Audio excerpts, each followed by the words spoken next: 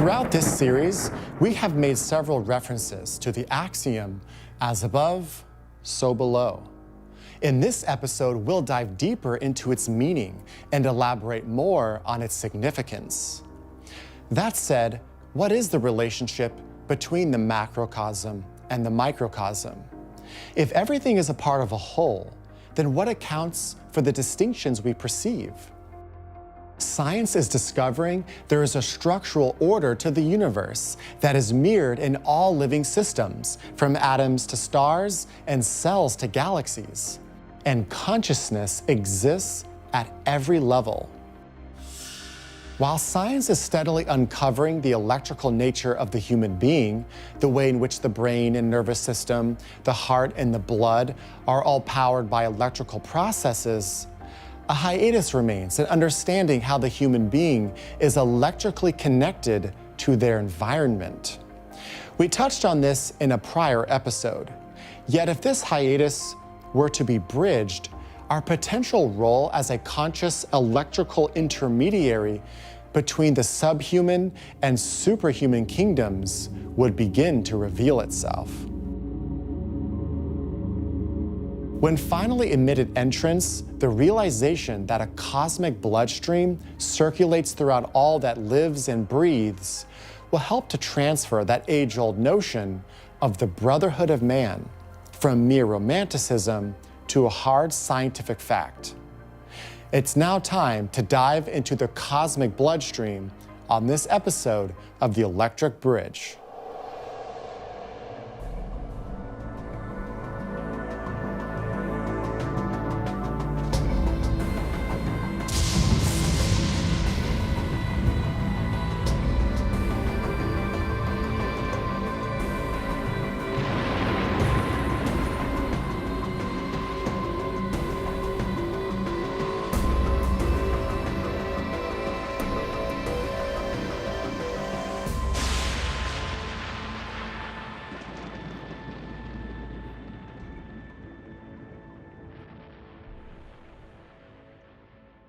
Welcome to episode 4 of The Electric Bridge. We're going to begin with a quote from Helena Blavatsky, the author of The Secret Doctrine, on the way in which the universe initiates and coordinates its building processes. By the radiant light of the universal magnetic ocean, whose electric waves bind the cosmos together, and in their ceaseless motion penetrate every atom and molecule of the boundless creation. Alone, she says, the study of this agent, which is the divine breath, can unlock the secrets of psychology and physiology of cosmological and psychological phenomena.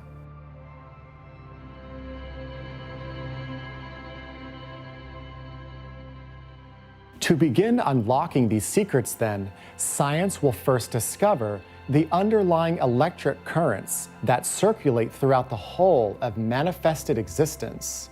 And indeed, leading plasma physicists are already revealing the lowest aspects of this through their realization that electromagnetic currents pervade the vast, seemingly empty reaches of outer space.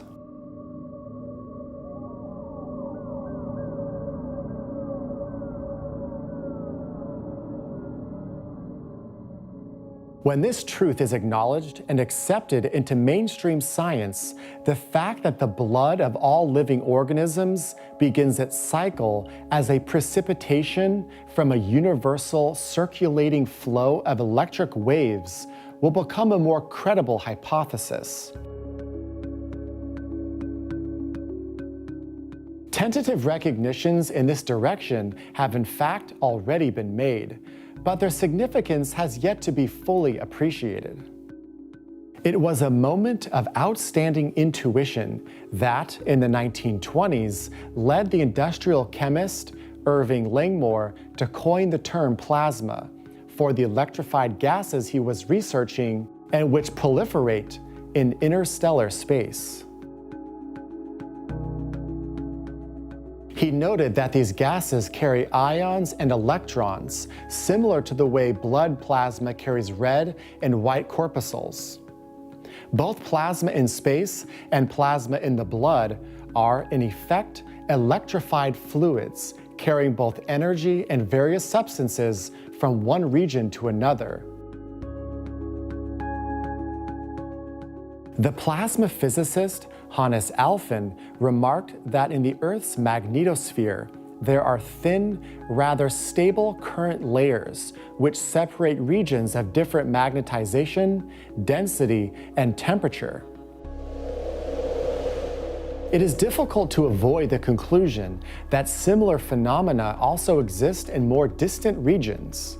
This is bound to give space a general cellular structure, or more correctly, a cell wall structure.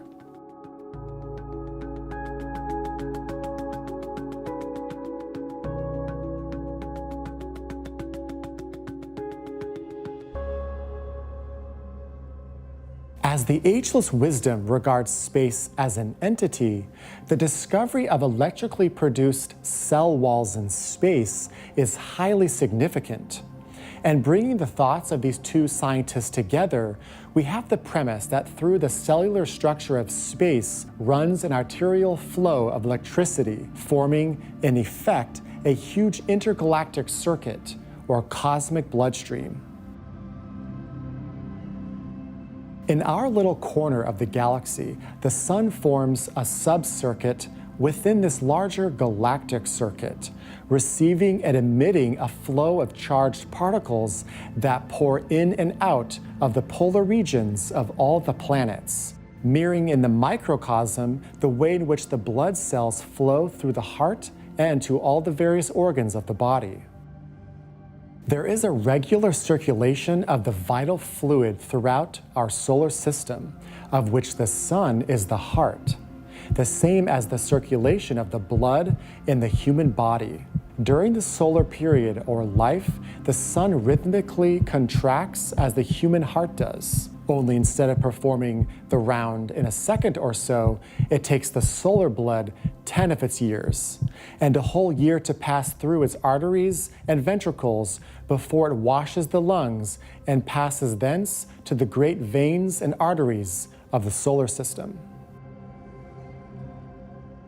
Astronomy knows of the fixed cycle of 11 years when the number of solar spots increases, which is due to the contraction of the solar heart. It is similar to the regular and healthy pulsation of the human heart as the life fluid passes through its hollow muscles. If the human heart could be made luminous and the living, throbbing organ be made visible, so as to have it reflected upon a screen, then everyone would see the sunspot phenomena repeated every second, due to its contraction and the rushing of the blood. There is a clear correspondence between the electric plasma of space and the mammalian bloodstream, for the latter is also essentially an electric phenomena. To quote Helena Blavatsky again, "Red corpuscles are drops of electrical fluid, the perspiration oozing out of every cell of the various organs, and caused to exude by electrical action. They are the progeny of the photic principle." As of yet, for the most part, this series has only explored the physical etheric level of the human constitution. Let's peer beyond the personality for a moment and glimpse the aforementioned principle as it relates to the human soul. While medical science currently holds that the blood cells are manufactured in the bone marrow, the spleen, liver, and lymph nodes, they are in fact direct precipitations from the soul's vehicle on its own plane. Unevolved life atoms from the vital streams that circulate around the causal body. These pass down through the mental and emotional vehicles to circulate in turn around the etheric body before finally precipitating out of every cell of the various organs of the physical body through electrical action. Here's a symbolic quote to ponder on. "Electricity is the ghost or shadow of matter in motion. and behind the blood circulatory system runs an electric current, the interface between our physical and etheric body. Interestingly, scientists appear to be on the verge of discovering how to manipulate matter in such a way that blood can be precipitated from the ethers in the laboratory. Researchers at the University of Manchester have recently developed a new technique that uses electricity to engineer bone marrow. By varying the voltage and using different shapes, cells can be positioned and stacked on top of each other in any pattern. Different electric fields can also be used to attract different types of cells. But most important, all of this is the fact that the cells can be kept alive and active. Dr. Mark said, "We have proven this technique works and have created some very simple structures in the lab. If we can perfect this, then it may be possible to create artificial bone marrow outside of the body and produce any given blood type." Whether this possibility is granted to humanity at its present stage of evolution remains to be seen. But for now, it's interesting to witness this broad spectrum of scientific discovery. At the microcosmic level, there is the blood plasma in our body, inextricably linked with electricity. While at the macrocosmic level, there are plasmas forming high-energy shapes and patterns in deep space.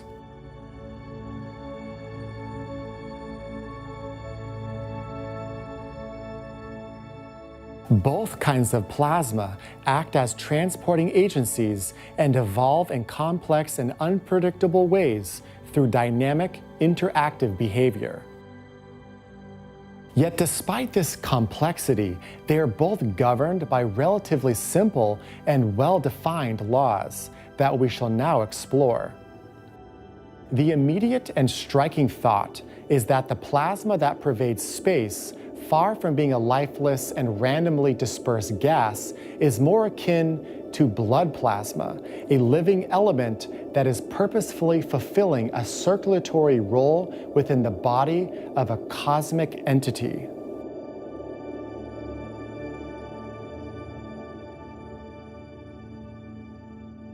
Space plasma, as discussed earlier, is but the denser counterpart of this more radiant electrical substance, generally referred to as the ether. And it is this active aspect of the ether that forms the true divine circulatory flow or bloodstream of the unknown cosmic entity. The electric currents that circulate throughout space plasma are simply mirroring the eternal motion of the ether at a denser level of cosmic manifestation. These etheric currents of space are composed chiefly of hydrogen and oxygen, only on a more subtle level. As HPB says, before these gases become what they are in our atmosphere, they are interstellar ether. Hydrogen, a very inflammable gas, and oxygen, which produce combustion, form water, which is one of the forms of primordial force or fire, in a cold or latent and fluidic form. In their higher forms, hydrogen is the firstborn element, most nearly allied to protyle, and oxygen instills the fire of life into the mother by incubation. They are the spirit, the noumenum of that which becomes, in its densest form, oxygen and hydrogen on Earth.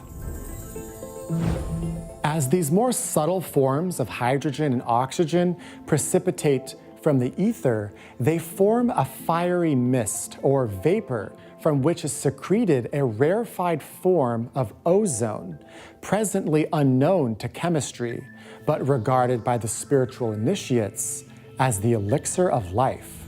It is this electrical interaction of this higher form of ozone with physical substance that results in the production of blood.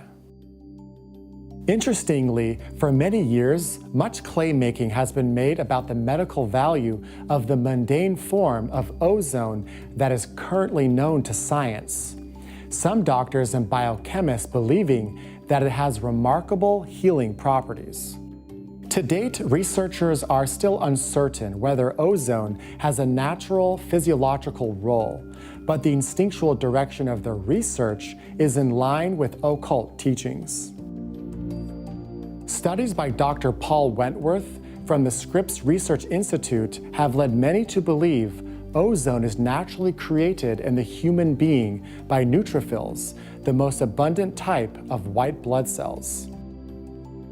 If it is confirmed that ozone is indeed produced endogenously by these white blood cells in the human immune system, even skeptics have conceded that this would be of great significance and give merit to the concept of ozone as a medicine.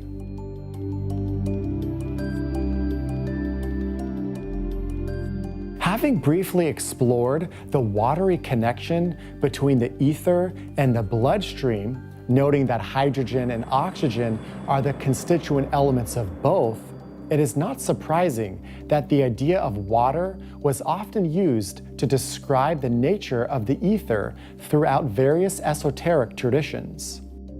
In the Tibetans' words, "We have generated a term we call the ether. Occultly speaking, this is the modern way of expressing the waters of space, which are the waters of desire in which we are immersed." Terms such as the waters of space and the waters of desire are ancient, but effective ways of describing the ether as a creative medium that becomes an active electrical fluid when impregnated by cosmic will and desire. Indeed, we read in Genesis that the Spirit of God moved upon the face of the waters, and so began the story of creation.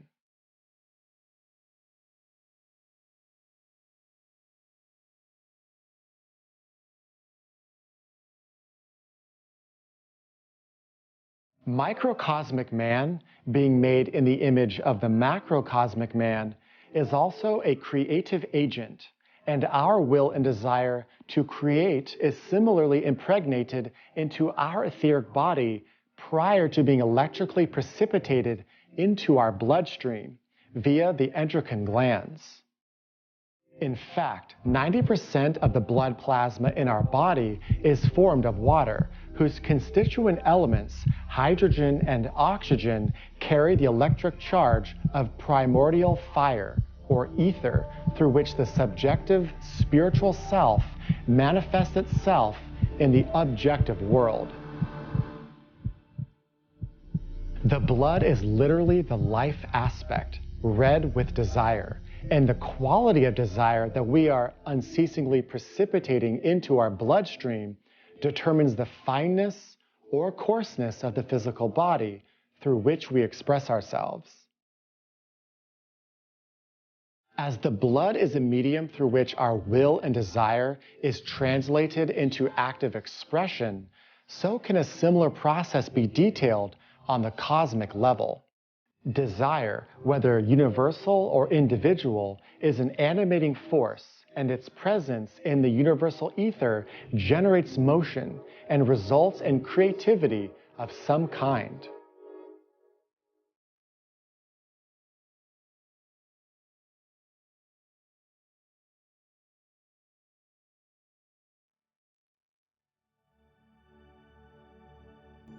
When the will and desire of cosmic life impregnates the ether, the downward pressure of these cosmic waves fuses specks of ether into electric charges. The cosmic idea is thus propelled into a volatile plasmic state, after which it later settles down to further clothe and conceal itself in a garment of gaseous, liquid, and physical matter. Here we have the four states of matter that give form to an idea on the physical plane and correspond to the classical four elements: earth, air, fire, and water. As explored earlier, the blood is the means through which the will and desire of a human being are carried into active expression on the physical plane. Earlier, we also discussed how human blood originates in the vesture of the soul on its own plane, and which circulates as a stream of unevolved life atoms. Through electrical precipitation, these life atoms pass down into each of our various subtle bodies, circulating in each before finally oozing out of every cell of the various organs of the physical body as drops of electric fluid. Blood is therefore the precipitated life substance of the soul, an electric current that provides the interface between the inner and outer worlds.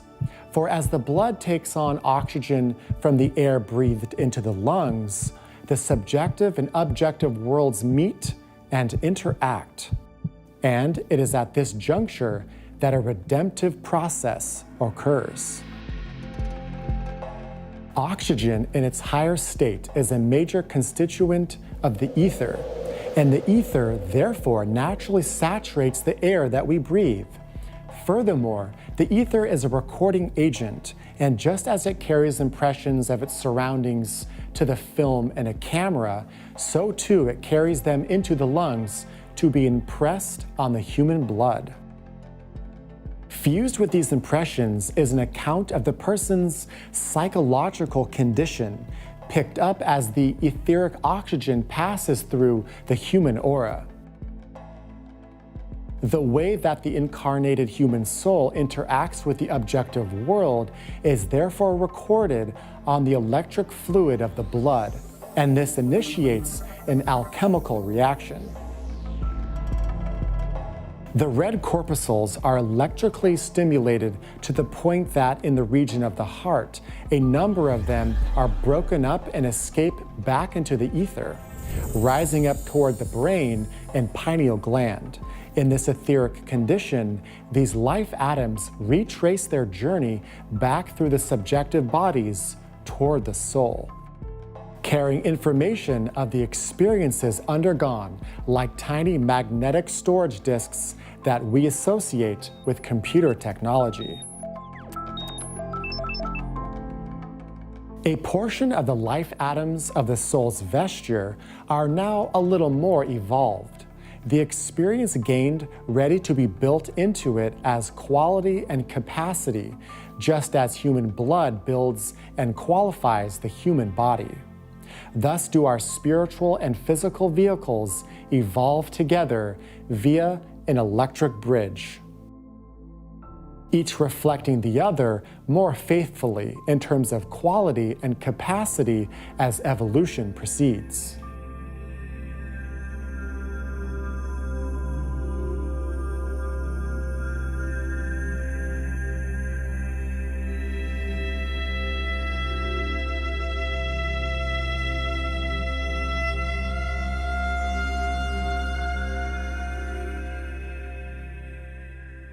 The recording ability of the blood, its capacity to carry information, may be scientifically confirmed sooner rather than later. For blood plasma is 90% water, and as some scientists have already acknowledged, water has memory. In fact, the memory of water arises from its association with the ether, both of which are constituted of hydrogen and oxygen in different vibratory states, as noted earlier. The recording nature of the ether is therefore naturally reflected in its lower counterpart, water. It was Jacques Benveniste who first proposed that water is capable of retaining a memory of substances once dissolved in it in order to explain the purported therapeutic powers of homeopathic remedies. These remedies are prepared by diluting solutions to such a high degree that no trace of the original substance remains in each final preparation. Interestingly, incessant shaking of the water at each stage of a serial dilution is deemed necessary for an effect to actually occur. This may be due to the resulting vitalization of some of the hydrogen and oxygen, the memory or information contained in the water thereby being raised into the etheric state where it gains potency. The power of homeopathic remedies may be greater not because there is less of the remedy in the water, but because it has had its vibration raised into the etheric state, the source of power and vitality. The role of the homeopath himself may also be a factor in the preparation of these remedies through the interplay of their own etheric body with the surrounding ether, hence the reason that it can so often not work at all. Another reason being the difficulty in diagnosing the cause of illness and the particular etheric ailment within the person whom they're trying to cure.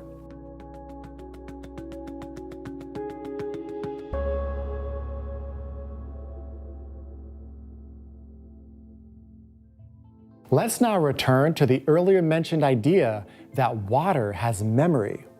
Because of its association with the ether, the memory of water can be electromagnetically transferred from one location to another, as Jacques Benaveste discovered. There is currently a growing amount of research into the electronic memory of water, such as that carried out by Dr. Lee Lorenzen. His work appears to demonstrate that beneficial information and frequencies can be electrically imprinted into clusters of water molecules, which then have positive influence on metabolic processes. This is a controversial area of investigation, but nevertheless interesting to monitor from the electric bridge perspective. One of the most intriguing is the purported effect of human thoughts and emotions on water, as demonstrated by the late Dr. Emoto, who exposed water in glasses to different types of words, pictures, or images with different intentions, and then froze the water and examined the resulting crystals with microscopic photography. If supported by mainstream science, this would be a powerful testimony to the plan of love and light based on divine geometry.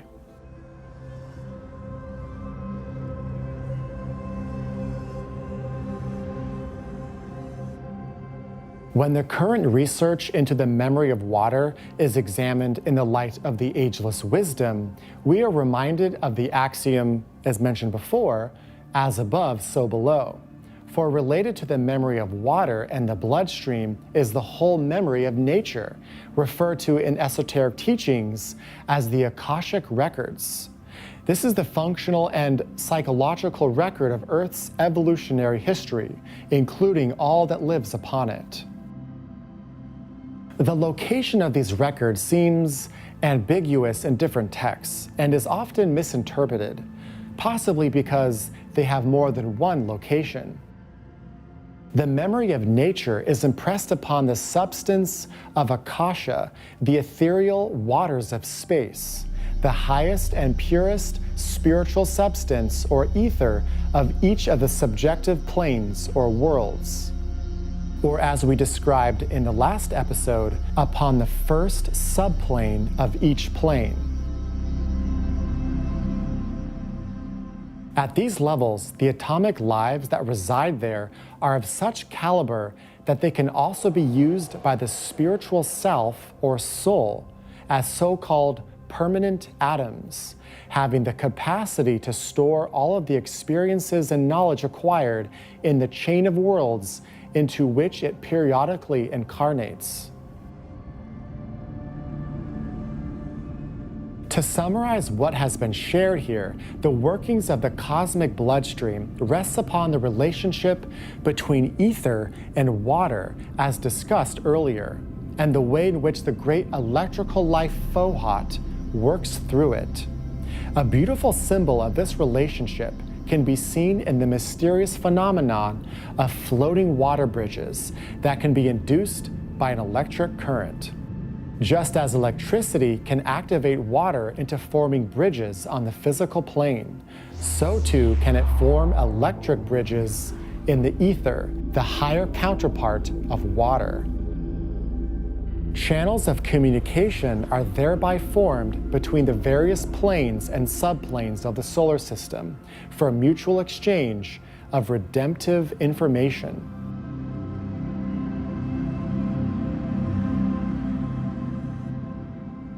When high voltage is applied to distilled water filled in 2 glass beakers, which are in contact, a stable water connection forms spontaneously, giving the impression of a floating water bridge.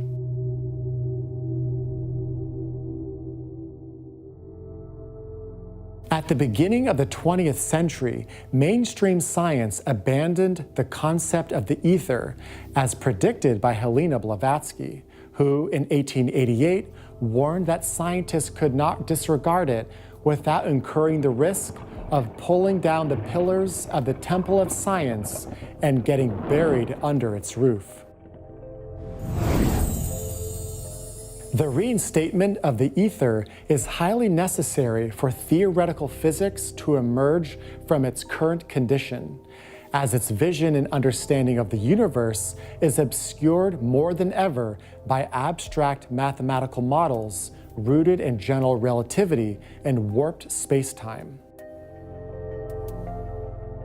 In contrast, the concept of the ether is a simplifying, synthesizing factor, which points toward a living universe whose electric forces circulate throughout the whole as a cosmic bloodstream.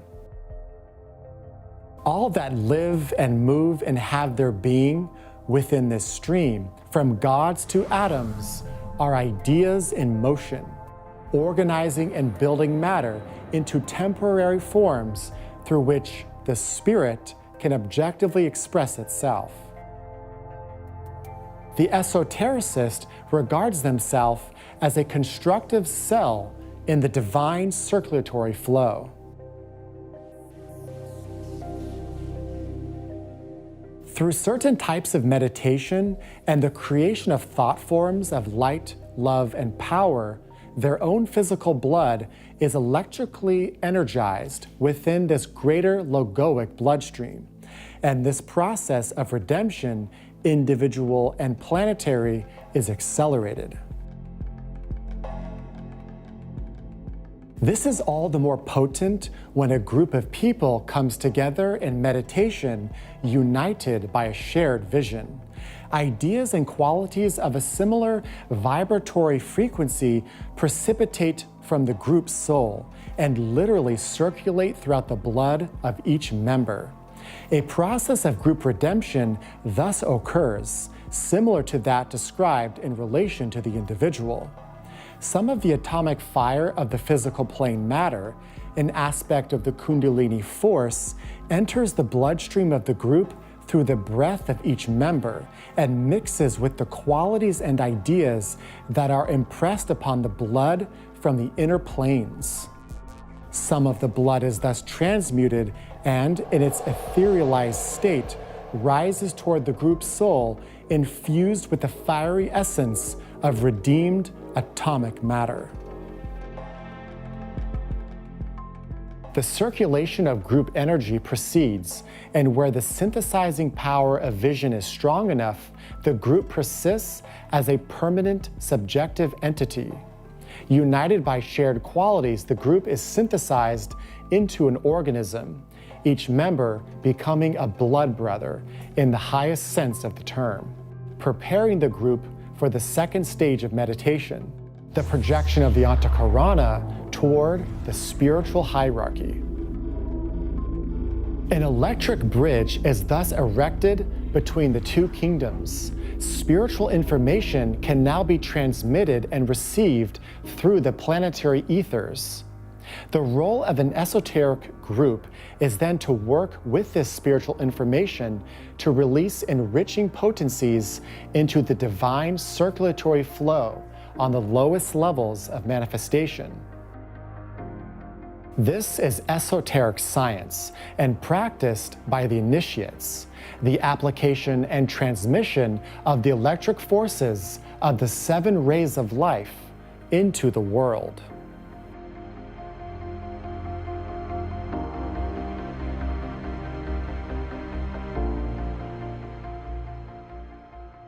As noted in the beginning of this episode, the electrical nature of the human being is being steadily uncovered by science, and the way in which the human being is electrically connected to their environment is on the verge of recognition.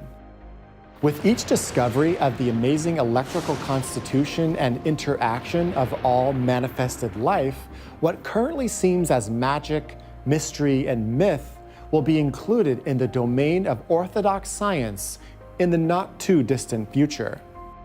Part of this was demonstrating the recording ability of blood and the memory of water by recognizing that both plasma in space and plasma in our blood are essentially electrical fluids carrying various substances.